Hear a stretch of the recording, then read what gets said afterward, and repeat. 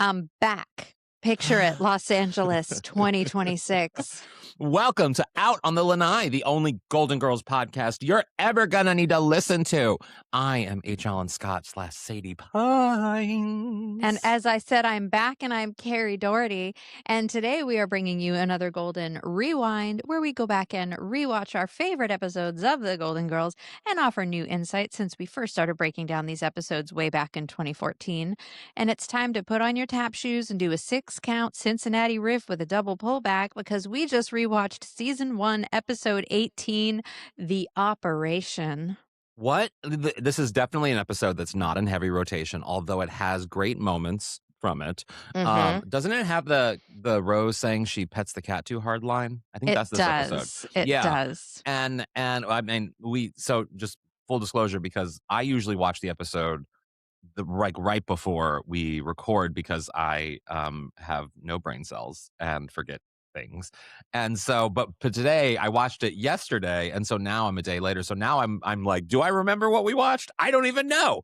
It's just all a fever dream for you. This episode is, it's so interesting because, like, oftentimes I find when we watch season 1 episodes, they're usually very intentional. It's the a little romance. It's the pilot episode. It's like you're going for a very specific reason. And we did that today, but we don't watch a lot of season 1 episodes over again. I don't know why. I don't know why I watch it, and it is jarring how different the video quality looks to the rest of the series. You know what I mean? Like, it is different in a lot of ways.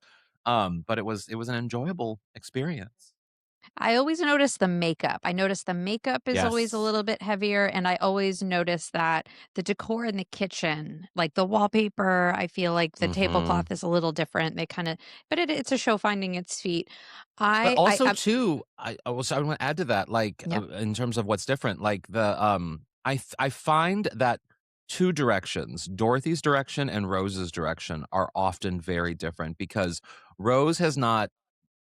The character of Rose, while she does have the innocence and sort of the gullibility that, like, she has throughout the series, there still is, like, she's a mature woman who is intelligent. Like, she's not like full on dumb that they sometimes have made her to be as the series has gone on. So in season 1, she kind of blends both. But then also Dorothy too. B. Arthur, you see the direction and the influence of Maude in the season 1 of Dorothy so much more than you see in future seasons, because, like, there are moments where, like in this episode, where she holds the fork and it's sort of like she's threatening with the fork, and it's similar to what Dorothy becomes later in the series, but it isn't totally Dorothy. Dorothy's a little bit, they give B. Arthur more room, I think, to, well, frankly, be the star of the show sometimes in season 1, whereas I think it becomes fully an ensemble show in season 2 and on. That is a very interesting observation. I hadn't even thought about that. But yeah, I think you're right. I mean, there's a reason that, when Susan Harris wrote the script, she wrote a B. Arthur type. Like, she had B. Arthur in her mind, and B. Arthur is the leading lady of a show. She's had a show named after her. So I think by default, that character, May is going to get more screen time, heavier storylines. I, right off the bat, have to say, and we'll talk about it more when we get into the episode, despite Dorothy's fears of being alone in the hospital, even if she weren't afraid of being in the hospital, even if she didn't have a fear of the operation, if I were her, I would have gotten my ass out of that hospital fast. Talk about a lawsuit waiting to happen again. Like, they were the most incompetent people. I was like, they should have moved her to a different hospital at the end of the day. Her fears were justified. Her uneasiness was warranted, people. They were like, get back there. Stop being such a pussycat. I was like, leave her alone. But we have a very special reason why we're watching this very specific episode, correct? Yes, we are. So everybody, I'm gonna get into it, and then we'll talk about Rest Anchor Happy Hour. But wait? So, question. I should have asked you before we started recording, but whatever. We're all friends here. Like, I know the story, obviously, and I know how involved the story is. So, should we give it now, or should we pepper it throughout the episode? Because I feel like it might be a lot for segment 1. I'm gonna tell it now. I will truncate it. I'm gonna tell it now. Okay. All right, everybody, picture it. I know me saying picture it makes it sound like I'm not gonna truncate it now. I will give the abridged version. Picture it, Black Friday, Yeah. had a great Black Friday, got all my Christmas shopping done. Saturday morning, about Mm. 4 a.m., I wake up to pee. At this point, I am 34 weeks pregnant. Which means Yes. I'm supposedly 6 weeks away from my due date. Mhm. And I wake up to go to the bathroom. I wake up to pee. I get back in bed. And then all of a sudden, my bedroom becomes a horror movie. I am Yeah. hemorrhaging like crazy. I'm bleeding all over the floor. I run to get Stan.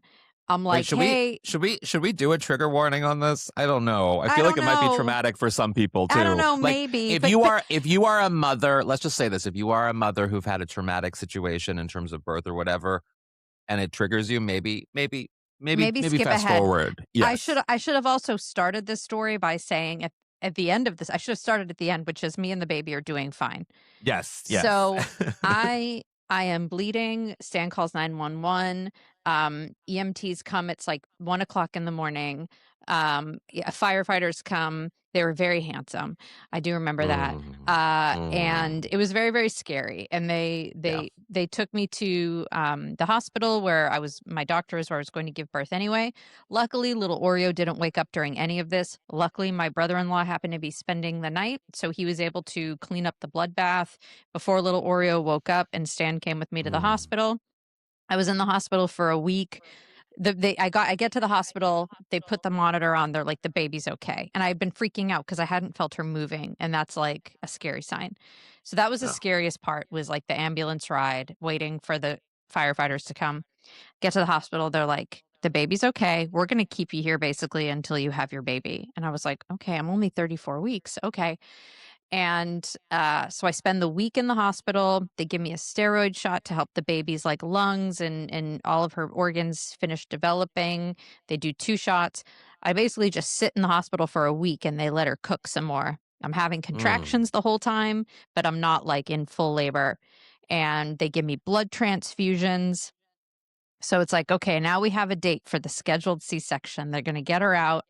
And my doctor was like, because I have a blood disorder that causes anemia. And they were like, you could bleed during the surgery. So we're going to just give you an extra blood transfusion beforehand. And let me tell you, that extra blood transfusion saved my life oh, because the good. scary parts weren't done yet. So when I Yeah. go in for my C-section, I was very terrified because I already had a very traumatic situation with little Oreo, who was in the NICU for a Mhm. month. That was the whole thing. I was already very nervous, very scared. And they do the C-section. And I will say, I watched the Golden Girls I had Stan hold up a phone. I was watching the Golden Girls. My baby was born To Catch a Neighbor. Oh, Um, wow, that's great. yep. I forget what episode little Oreo was born to, but baby number We two need to is, get that news to George Clooney. I know. Yeah. Your baby was born. Yeah. I think it was right around the time I'm he gonna make that sneezes. happen. And I'm gonna Sophia make that goes like, happen. nice touch, but I work alone. That's when she was born. So she's born, she's good, but because she's early, they whisk her right off to the NICU with Stan. And they had Yeah. told Stan, it'll take about 30 minutes to sew her up, we'll be good. Well, as I'm on the table, all the doctors, everybody's calm. I got to give it to them. They're calm. But I hear them go, we're gonna give you some more blood. We're just gonna give you some more blood. And I was like, okay. I was like, oh man, last time it took like 3 hours to get me blood. I wonder if it's gonna take that long. And then all of a sudden I start shaking uncontrollably. I'm Mm, cold. I'm very cold. And I look over at my hand and it's gray. And I'm pretty mm. sure healthy human hands should not be gray when they are filled with No, blood. no. So anyway, as it turns out, I had another like massive amount of blood loss. And they like they rushed a bunch of blood. Luckily they were ready. They were ready for it, but they rushed a bunch of blood over and I ended up being fine. But they had me on oxygen, all sorts of crazy stuff. I didn't realize how bad it was because everybody in the room was so chill. And when I finally got Mhm. down to the recovery room and I called Stan, he was like so freaked out. He was like, "Yeah, your doctor called me and was like, we had a little excitement." He literally used the words, "We had a little excitement," to describe. My god, I mean, doctors. very handsome gay man. I feel like Oh, I don't know. I feel like I don't know. I was like, the word excitement just, I don't know. I was like, but yeah, yeah, he's very handsome homosexual. good. But Uh, so he calls Stan and, Stan was all freaked out, but we ended up being fine. We were in the hospital for like a couple more days. I'm fine. Baby's Mhm. fine. I'm so glad to be back. But like, hot damn, like that was so incredibly Yeah. scary. I mean, I will say this, little Oreo is a showstopper, and, we haven't quite given the nickname for this baby yet. We have might be decided when this episode comes out, I don't know, but, it's Daisy, Melissa, and Coco Coco. is the 3rd one? Yeah. If you are a member of We should the extend it. We should extend the voting time for people listening to this episode when it I comes out will. so that Yes. if they wanna join the Patreon, or should we make it a free post and let everyone vote? Sure, I can change the post to Yeah. a free post. Yeah, If you and want to go on patreon.com/Golden Girls podcast, sign up for an account paid free. We will let you vote. Right now, it's a tie. As of recording this, it is a tie between Melissa and yeah. Coco, I think. So, Which but I that think will it's appropriate determine the that, like, baby's new name.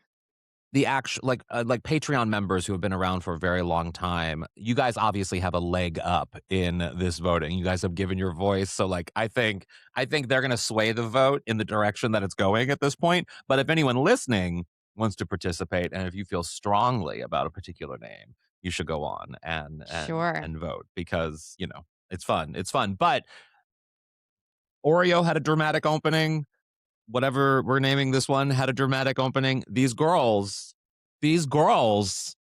are right after my own heart for bringing the drama. I mean, I'm literally like, I support a dramatic girl, and these girls come in with a drama. I also want to say too, every time you have a child, another friend of mine has a child, not so much in a dramatic way, because you always steal the show when it comes to dramatic births, but my friend also had a very early birth as well, around the same Hmm. time, around Thanksgiving time, and also was in the NICU, and she's doing fine. The last time when Oreo was born, Alana, obviously Elliot's sister, had her baby, On the and same so day. Yeah. on the same day, yeah. So Hmm. like, I think it's great when friends just sync up having babies, so that way it makes it easier for me to remember birthdays. Well, we plan it so that you only have to do one Yeah, shopping trip, yeah. you know what I mean? Like, Because I the reach out world to does every revolve woman. around me. Yep, Yeah, uh-huh, I reach yeah. out to every Yeah. fertile woman in your life, and I say, Thank you. "Hey, are you thinking Thank about it? you. Let's try to sync Thank this up so H. you. Allen and Michael only have to do one trip to the Disney store."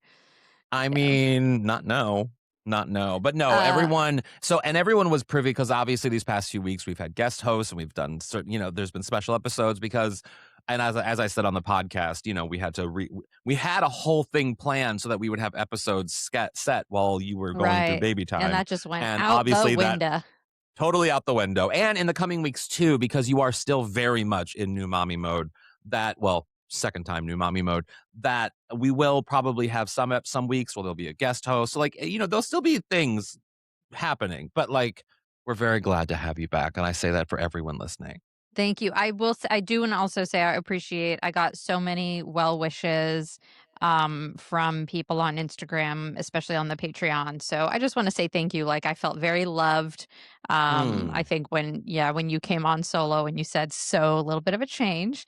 And I did. Yeah. I got a lot of messages and I really, really appreciated them. And, of course the Golden Girls did get me through all of Yeah. this. Do you know how hard it is to do this podcast solo? I mean, I credit myself with being able to talk to a wall if I need to, but it is very difficult to fly solo. I was very self-conscious of how they would respond to me flying, Sure. because I annoy myself. I can't imagine listening to myself. So like, no, I mean, audiobook, that's never going to happen from me. of the two of us, I think you were really the one who went through something here in this period of time. Like, I mean, I really the It was condolences, the hard well for me, wishes, the thoughts, Kerri. they should It have was I know, they hard. really should have been redirected to you. So I Uh, apologize for soaking in all oh, of the thank you. sympathy. Thank You you. did Thank great. you. I heard from, I read all the Patreon comments and stuff, and everybody was, I Yeah. think, give yourself a pat on the back. be easy on yourself. I heard that you did really, really great. So, Well, yeah. let's never do that again. All right. Well, And before on the yes. Patreon, what are we doing today? Yeah, so this week on the Rusty Anchor Happy Hour, we are looking at the Golden Girls through the lens of did they ever have a jump the shark I'm moment, gonna a say moment no where the right show went off now. the rails a little bit? When you propose this to me, I enjoy the challenge of finding a moment where potentially it jumps the shark, but I don't think there ever was a moment when the Golden Girls jumped the shark. I want to make that on the main known and aware. Look, I'm gonna disagree and I'm gonna take all the hate, but just remember everybody, I'm still recovering from some trauma and my hormones are all over the place. So be careful before you come for me. No, I think there was a singular moment on the show for me where I went, if this scene had been played in season 1 of The Golden Girls, Mm. people would have lost their minds and the critics would have written all about it. That's all I'm Yeah, gonna say. that's And I just kind that's of want my to point scene that out. too. That's my scene Okay. too. That Okay. if the scene that I chose was played early, people would be like, "What the fuck?" Yeah. So Yeah. that's what's going on the Rusty Anchor Happy Hour this week. And like we said, you can go to our Patreon to vote on my new baby's nickname. We'll Hmm. probably close it Friday. So this is dropping on a Wednesday. I'm going to close it on Friday, end of day Friday. Hmm. In terms of Yeah. the live watch alongs, those will be back soon. I'm also just not quite in a place to be able to do live watch alongs at the moment. I'm on so little sleep. I gotta feed a baby every few hours. I gotta pump every few hours. It's like my schedule is all over the Yeah, but place. I'm So, plotting I'm plotting something, so we'll figure okay. something out by the end of the month, don't worry. Okay, great. Great, great, great. Yeah. Okay, that's all I had for housekeeping. I am ready to dive into the operation. Well, let's dive into the operation. We'll be right back.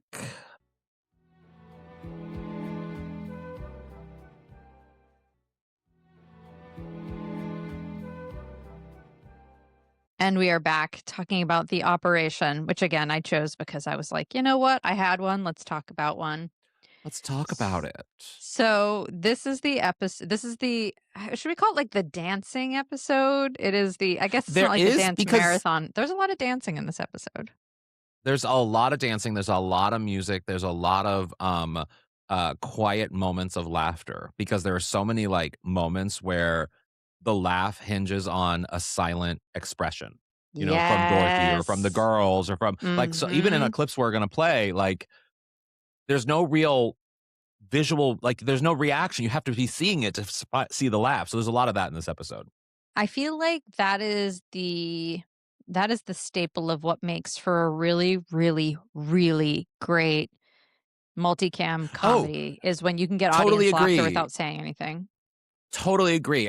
There's an episode of Everybody Loves Raymond, and I think if you've been listening for a while, you know how much I love that show and how much I think it is one of the most perfect multicams in the history of multicams. But there's an episode where Raymond's mom takes a sculpture class and she creates this massive sculpture that everyone else sees looks like a vagina, except for her. She doesn't see it. And there's so many moments where everyone's looking at it and everyone sees it except for her. And it's all about her reactions. And it's all visual. It's all Mhm. and people are dying of laughter because then when she finally does see it, it becomes uproarious laughter. I mean, it is Ugh. that's a very good Doris episode. You should Roberts, definitely man, I'm watch it. telling you.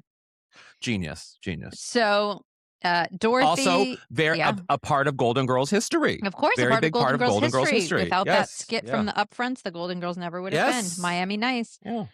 So Dorothy went and hurt her foot in dance class. And Mhm. honestly, after watching the Mod New Year's Eve episode where she does a striptease, I would have given anything to see B. Arthur in dance class. Mhm. Mhm. I know, I Um, know. But also the idea I w of all of the injuries and all of the areas in which you have to have a surgery, in a weird way, your feet and your hands are, like, the weirdest places to have surgery for me. Because, yeah.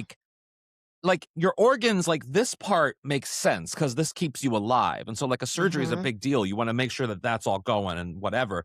But like a foot is just like a foot. And it's Well, like, you but rely it's on them also so much, your important. hands and your feet. Yeah. Hmm. Yeah. it's Yeah. delicate. I know, it's very, very delicate. I also, in this opening scene, I want to preface by saying I love and adore Betty White. She's so wildly talented, and I think she's genuinely a great dancer on this show. However, the audience's reaction to her demonstrating the 6 count Cincinnati riff with the double pullback is not warranted. It the audience reaction it sounds like a I thought it standing was. ovation in a massive theater. I think it was like No. I think it was sweetened audio. That No, I I don't. don't I even think it don't. was I audio don't. taken from the episode of the show. It is I so rich. I'm like, it sounds like 100 people clapping in a giant, no. like the You know what I think it Orpheum. is?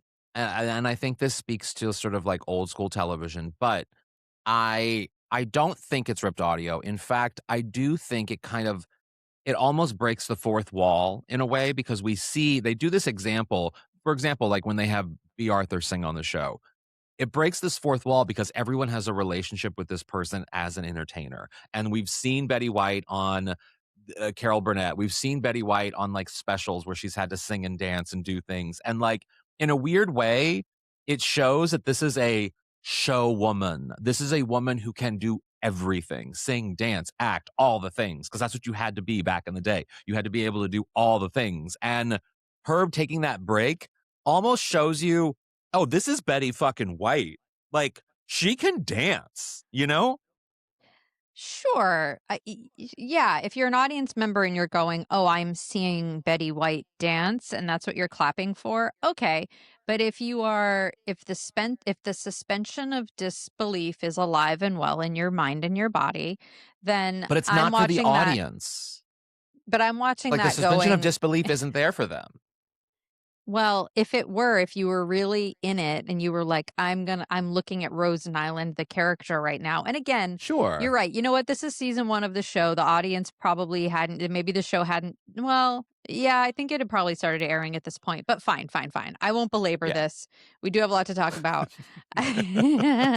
Welcome back. Are you guys hating that I'm back? Do you guys want Elliot back or Dr. Cheesecake?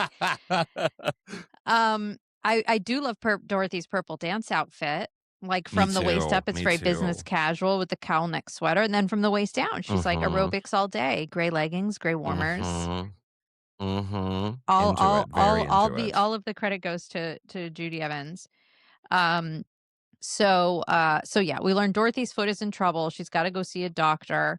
And then while she's at the doctor, we get what is one of my favorite scenes between Rose and Blanche in the entire series. I love seeing Betty and Rue dancing Mhm. together. I know. It is Like so good.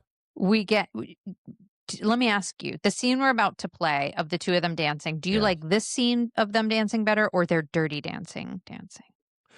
Oh, I think I like Dirty Dancing, but, because I'm dirty. But it does Yeah. remind me of, anything filthy, I will always be more game for. But, it does remind me there's an episode of Mama's Family where, uh, I'm trying to remember the exact setup, but it was Vicki Lawrence, Betty White, and Rue McClanahan, and they'd have to do, like, a dance situation or a singing situation, dance or singing, I forget.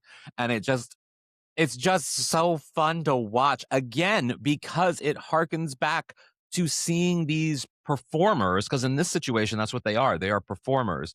Seeing these performers be these well-rounded entertainers that they Mhm. are. Yeah, where they could all sing, they could all dance, and you can tell watching this clip again, I'm gonna try to buy back whatever hate I got from that first comment. You can tell that Rue and Betty, yeah, are, like, trained dancers, especially Rue, like, you can tell that woman has taken Yeah. tap lessons. Also, their legs look amazing. Let's play the clip.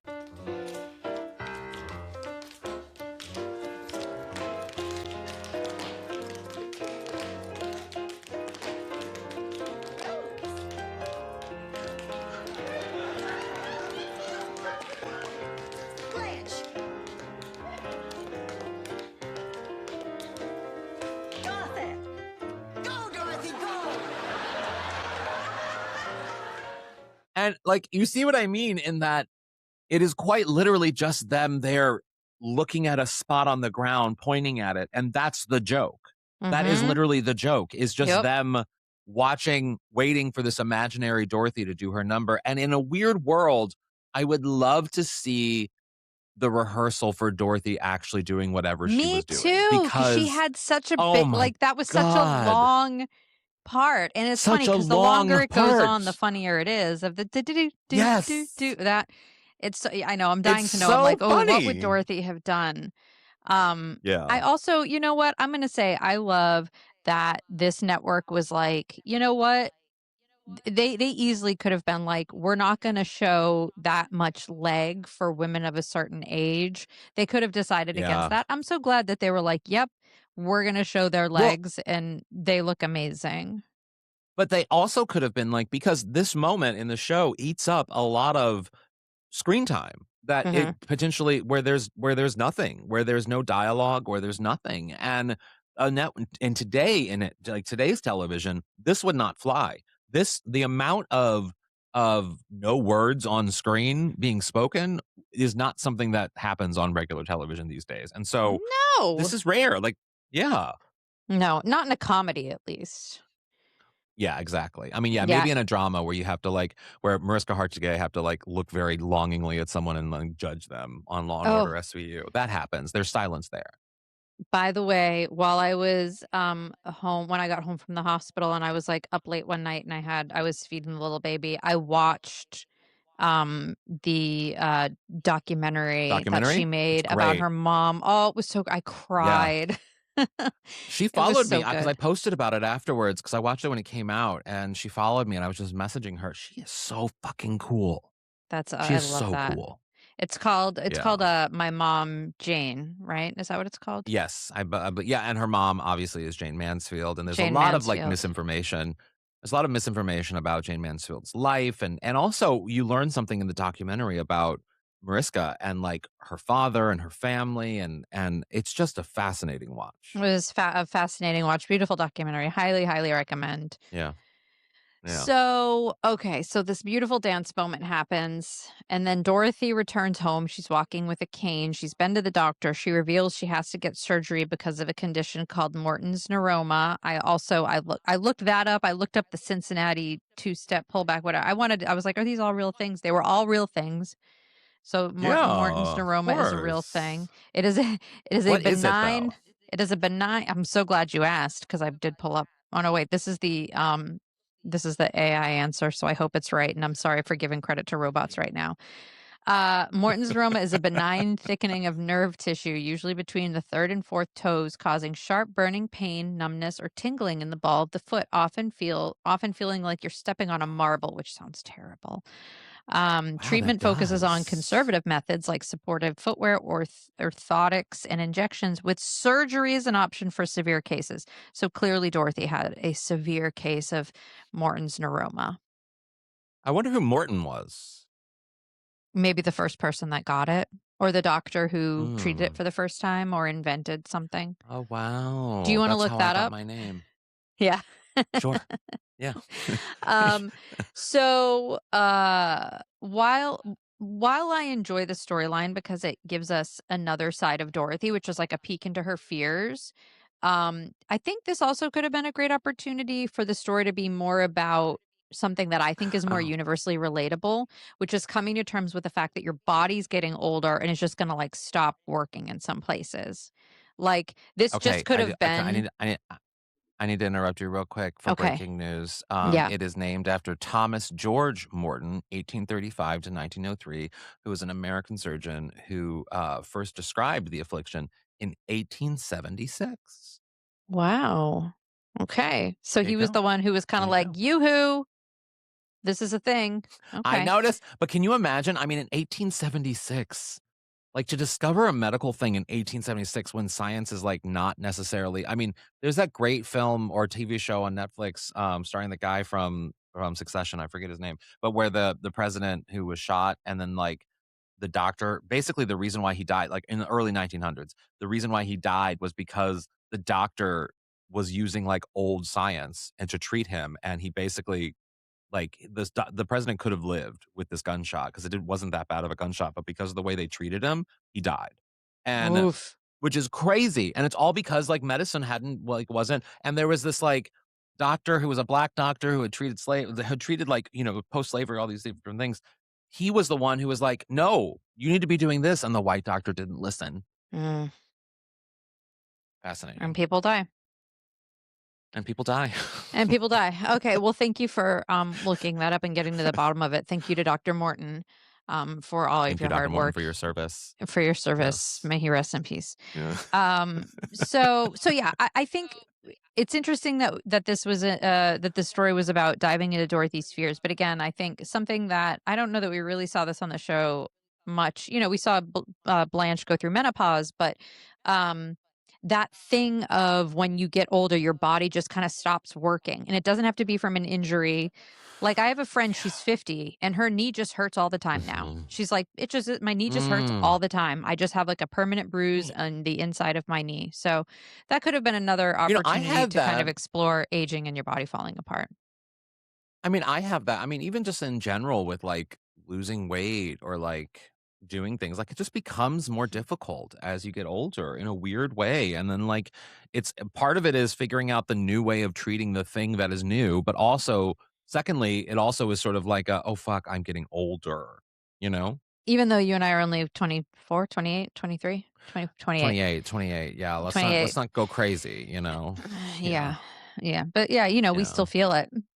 Feel So it.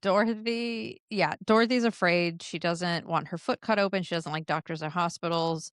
She's like, I I love, don't she says, either. dude, nobody does. And honestly, Dorothy's fear, it reminded me of the reason why she doesn't like hospitals, it reminds me of the story that you told about you had a very traumatic experience in a hospital when you were a kid. Like Dorothy had to go get her Mhm. tonsils out. She was literally left alone at the hospital when she was 5. That is so Yeah. traumatic.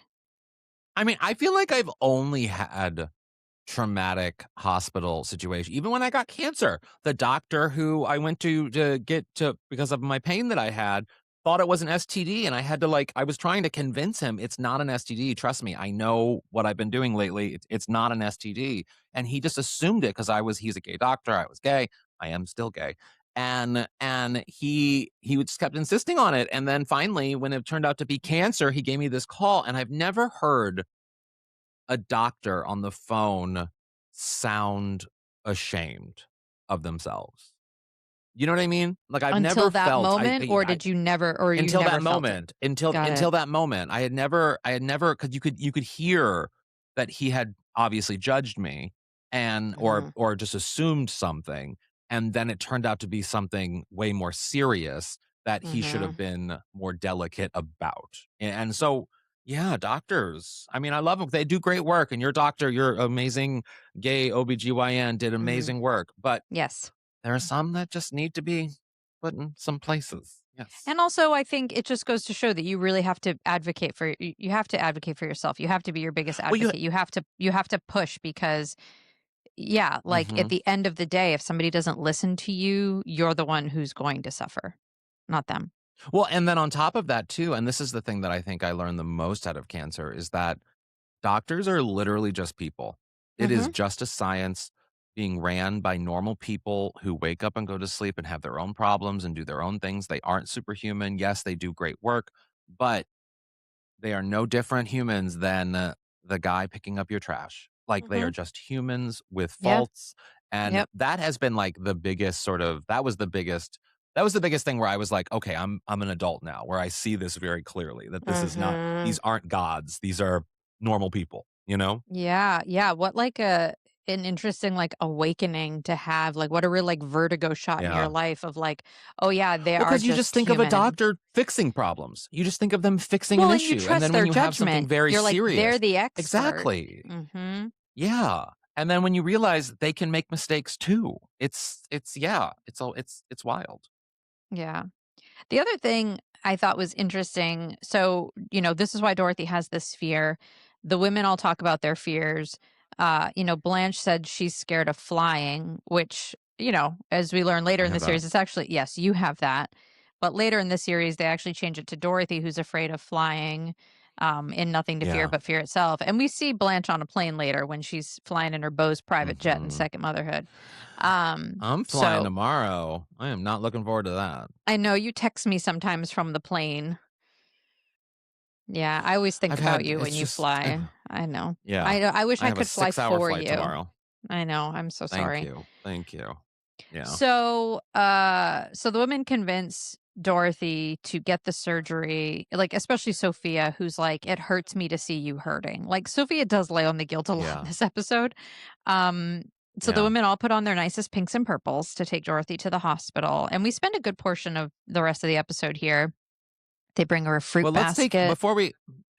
before we get to the rest of the hospital visit, let's take a little break Yes. because a lot happens in this next half of the episode. Yes, that is true.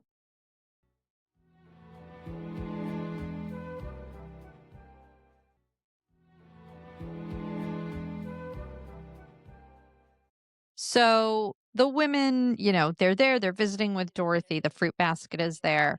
And then once the three women leave, this is what kicks off Dorothy's series of unfortunate events that to me Mhm. they're just it is a plethora of red flags to get the fuck out of that hospital. She finds out the doctor who was Yes. supposed to perform the surgery has been charged with malpractice because of a mix up. She has to sign a consent form releasing the hospital from any responsibility if she dies, which, okay, sure, standard, but like that's not going to put you at ease. Yeah. Then a No. priest comes to read her last rites, and it turns out he's in the wrong room and he's like flicking holy My water at her. I This is, I mean, what? yeah, her What whole is discussion with the happening? doctor and his sort of like joking attitude, like the doctor who was supposed to treat her was being charged for malpractice, and he's like, "It really sucks. He's a really good doctor." Like it yeah. It's It's a lot. I understand why Dorothy escapes and comes back home and sneaks in through Blanche's Mhm. sliding glass door, which I think is the only time in the series that we see Blanche's sliding glass door and anybody use it. Yeah, I think oh, yeah, good point, good point, I never thought about that, but I think you're right. Yeah, I don't know that we see it. Wow, okay. Yeah. So, we learn about Dorothy's fear, um, and Sophia convinces her to go back to the hospital.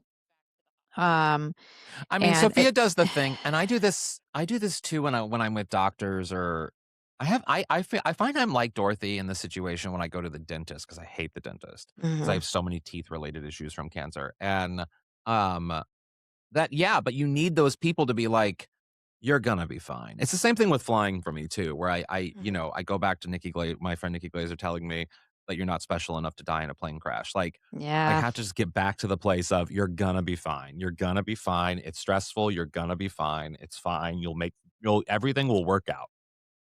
Yeah, I wish they had told her that while also offering to take her to another hospital. Yes, yes, Like, I really exactly. wish they were like, "Let's go to the best. Like, let's just go to the best hospital." Mhm. It's also interesting Mhm. because, like, just going down the rabbit hole of fears, later Blanche says she has a fear of performing in front of groups, but again, Yeah. obviously, as the series goes on, that notion goes out the window. We see her perform at the Rusty Anchor, at Melis's recital. So again, I think Yeah. it's interesting that, like, in these early seasons, some of these character traits, they were just kind of like, okay, whatever works for this episode is what we're going to use. And then when they kind of get to know the characters, they're like, oh, Blanche is obviously going to be a performer.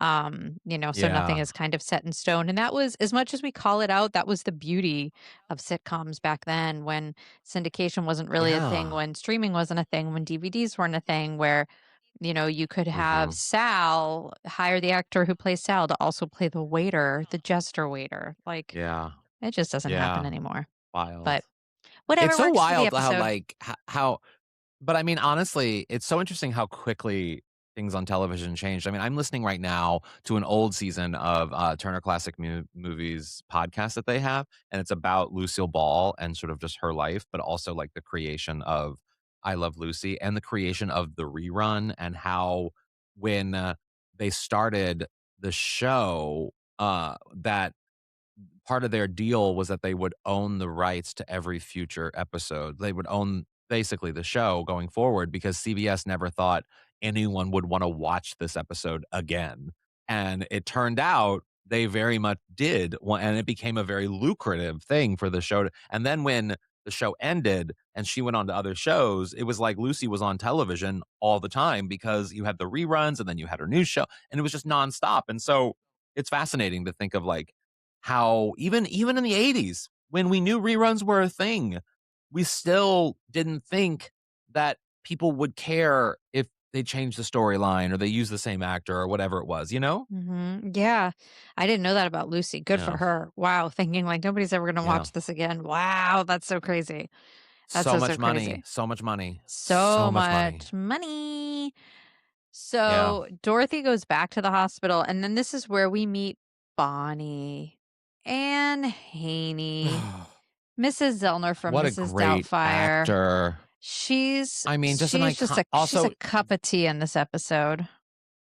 she had such a great character actor. She did so many things. She was also in episodes of Mama's Family. She literally, like, what a great, great character actor. I mean, she's literally the woman behind Robin Williams' Hello! Mhm.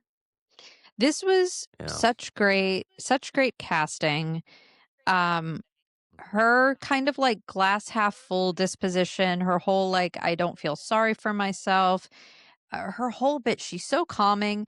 And you know what is Yeah. was really interesting about this scene? Bonnie in this scene never once says the word cancer, but her speech is just as Mhm. impactful as if she had said it. And I thought that was really great Yeah. writing and really great acting because she didn't have to say that word. Well, also no, totally, but also B. Arthur's acting. I mean, one thing that I don't think I ever noticed in watching this scene before is that B. Arthur's actually has tears in her eyes. Like, she's Mm. actually tearing up in this moment. You see the glisten of tear, and it is so beautiful to see because you don't often get to see B. Arthur act in that way. You know, she often Mhm. does the sitcom acting where, you know, there's a formula to sitcom acting, and you don't get to see a range necessarily of B. Arthur, but in this scene, you get to see a real emotional range of B. Arthur. Yeah.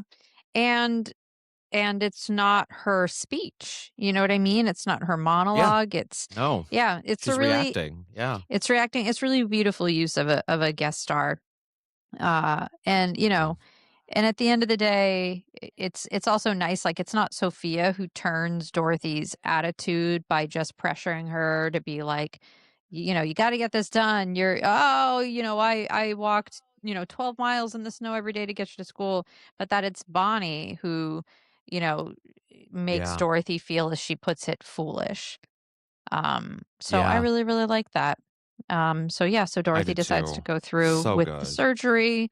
And then we get back at home, Blanche. This is where we learn about Blanche's fear of performing. I love there's a Yes. moment where she says to Rose, like, I think I caught what Dorothy has. And she's like, Rose is like, you can't catch that. She goes, then I guess it must be sympathy pains. Ooh. Her ooh was so sexual. I loved it. It was so good. Ooh. But again, this scene is a great example of the evolution of the character of Rose because, you know, she's not she's not sort of dumb-witted Rose in this moment. She's actually an adult who's like, "Get yourself together, stand up, Mhm. let's go dance." Like she's literally being so aggressive in a way that is uncharacteristic of Rose in future seasons. Well, aside from I think it is a little bit of Her competitive competitive side. Rose coming out. But yeah, Sure. I think it's a little bit of competitive Rose coming out. I love when she goes, "And if you end up in a puddle tonight, you just better break into singing in the rain." I I mean, it loved is that. It was so in good. season 1, that must have been such a treat for the audience to see that come out of Rose. Mhm. So Yeah. they go later at the hospital. Dorothy's recovering. Sophia's at her bedside, which this is what kind of brought it back for me with Sophia. Like, she was like, I didn't even leave to go to the bathroom. I'm like, and you shouldn't have because she was abandoned as a child. This is literally the least you could do. Thank you, Sophia. Though she did send Bonnie to the Yeah. cafeteria to get her a sandwich. So I don't know. Maybe Sophia's still just being Sophia. So Yeah. But also, Bonnie's sick. I know. Like, don't send Bonnie. I know. That's what I'm saying. I'm saying, like, Yeah. Sophia's doing something nice for Dorothy, but then she sends Bonnie to the cafeteria. I get it. It probably would have been distracting if she were in the scene. You don't want to see an empty bed and just go like, oh my God, did she die? They could have said, sure. oh, she's in surgery right now. But I think like sending her out to get a sandwich, it's like, one, you get a joke out of that. Two, we're not worried about Bonnie. We're not wondering how's Bonnie. It's like, okay, well, presumably she's okay because she's going out to get a sandwich. I don't know. I don't know. I don't know. Now I'm thinking about Bonnie and I'm like, well, did Bonnie die? And was Sophia she didn't want to tell Dorothy. Sophia so just keeping it nice. She sent her. Yeah. She's like, oh, I sent her to get a sandwich. Wow. The doctor Are we living was in like, the Sixth Sense? I feel like we what are. If Bonnie was never real? Like, what if Bonnie was never real?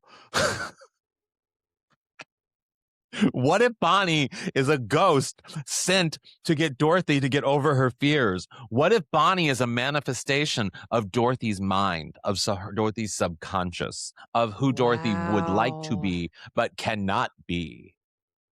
Could you imagine if Dorothy looked over and was like, where's Bonnie? And Sophia went, who's Bonnie? And then a doctor comes in and Dorothy goes, where's Bonnie, my roommate? And they go, sorry, ma'am, there's been nobody in that bed for days. Twilight Zone. This has been another week of the Twilight Zone. Okay. So there's the moment for socials. So Blanche and Rose, they come to visit. The recital went great. They've been asked to perform elsewhere in the future. Dorothy's so excited. She's like, great, I want to rejoin. And they're like, well, actually, you're out of the group. They went from the Tip Tap Trio to the two Merry Widows. Which I just from a branding perspective, the two Married Widows or Merry Widows is actually kind of better. It's a great name. It's better. It's a great name. It's a great tag. It's a great tag. Look, could they have been the three Merry Widows? Sure. They could have been a trio of Merry Widows. They could have lied. Sure. There's no wordplay. There's nothing catchy about two. We have to play this final moment because one, again, Rose and Blanche dancing is never not a treat. And also, this episode ends on the freeze frame of all freeze frames with Dorothy punching through the hat. I want this freeze frame belongs framed in a museum between like a Degas and a Manet, like beautiful portrait of a woman scorned by her friends. I'm so obsessed with this freeze frame. I think I want to make it the wallpaper of my phone. Should we do it? Play the moment? Lose you the look kid. exhausted by my rambling. No, I'm not at all.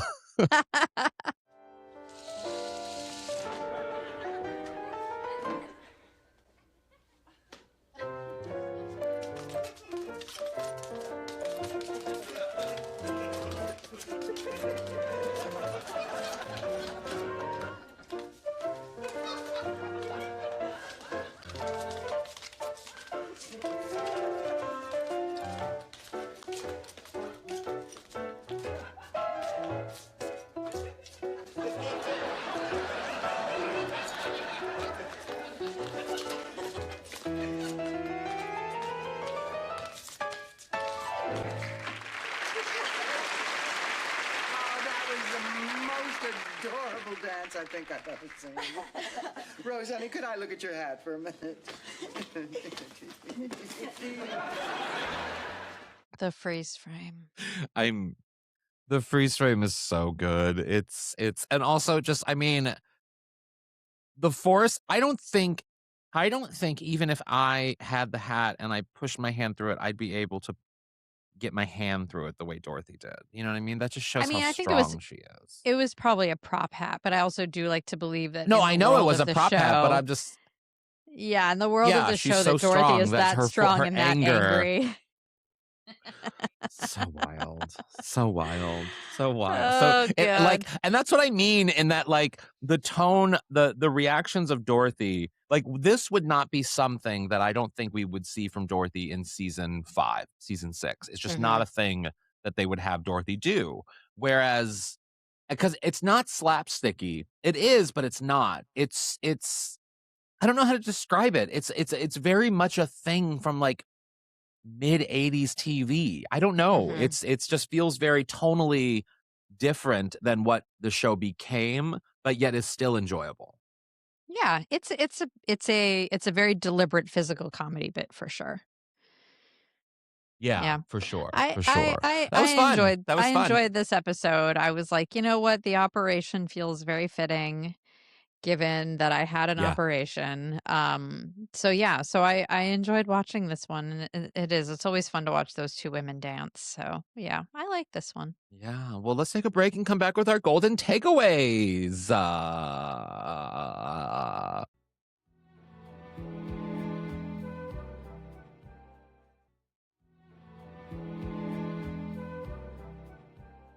And we are back with our golden takeaways, which is a nugget of truth or inspiration that you can apply to your lives or the lives of our listeners. Kerri, what's your golden takeaway from this episode? Aside from being so grateful that I'm alive, um, I'm Yes. gonna I'm We gonna are just all grateful for keep that. I'm just gonna kind of keep hammering this point home, which is like when it comes to hospitals and doctors, like you said, they are human. Trust your gut. Always get a second opinion if your gut is telling you that something isn't right. That's it. Mm. Mm-hmm. I like What that. is I your like that golden a lot. takeaway? My golden takeaway My golden takeaway from this episode is I really want to go back to the days of having an actor on a sitcom become a performer of lots of different things. You know what I mean? Like, I want there to be, I don't know, like Amy Poehler on TV, and then she has like a special where she sings and dances on like a Thursday night on NBC. Like like I want I shit love like that. that. Like I want that back on my, like right now we have, like, if they do become the hyphenate where they can sing and dance and all the things, it has to be like J-Lo. And I'm like, I don't want, J-Lo's J-Lo, great. You're doing great, J-Lo. But like, I want a little bit of camp. I want a little bit of accessibility. I want a little bit of, you know, like Megan Mullally, who is a great singer and dancer and Broadway performer. I would love for her to have like the Megan Mullally special, and it's on NBC on like a Wednesday, and she just has her friends and they sing and they dance and they do silly skits, and it's just stupid. Goldie Hawn had that in the 70s. Liza Minnelli, of course. Betty White had it. Like Mary Tyler Moore I had it. So many love people had that. it where it was just like, it wasn't a series or anything. It was just a special for the night of this celebrity that we all love An being event. silly and putting on a Mhm. show. Yeah, and I Yep, want maybe more of getting a little that. I drunk would with their love that to friends. come Yeah. back. I love that. That's a great Yes. Oh golden my God, that would be takeaway. so fun. Yeah. God, that All would be right. Well, so let's all try to fun. Yeah, manifest that into that's my happening. manifesting. Manifesting. Oh my gosh, you guys, I'm so happy to be back. This has been another episode of Out on the Lanai. We will catch you back here next week for more Golden Girls greatness. And remember, if you would like to join the GGVIP Club, you can do that over at patreon.com/Golden Girls Podcast. You can sign up for as little as $5 a month. We also have an $8 a month tier. And if you sign up for a year ahead of time, it is less than that. It is literally like less than a nickel per day for the two of us, which is such a great deal for bonus content. Wow. That is, we come cheap. That's what she Yes. said.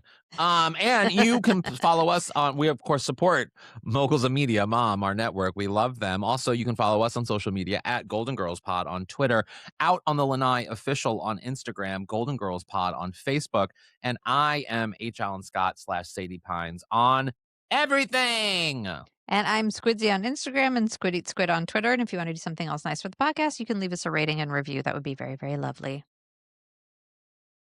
And remember, As always, stay golden. stay golden.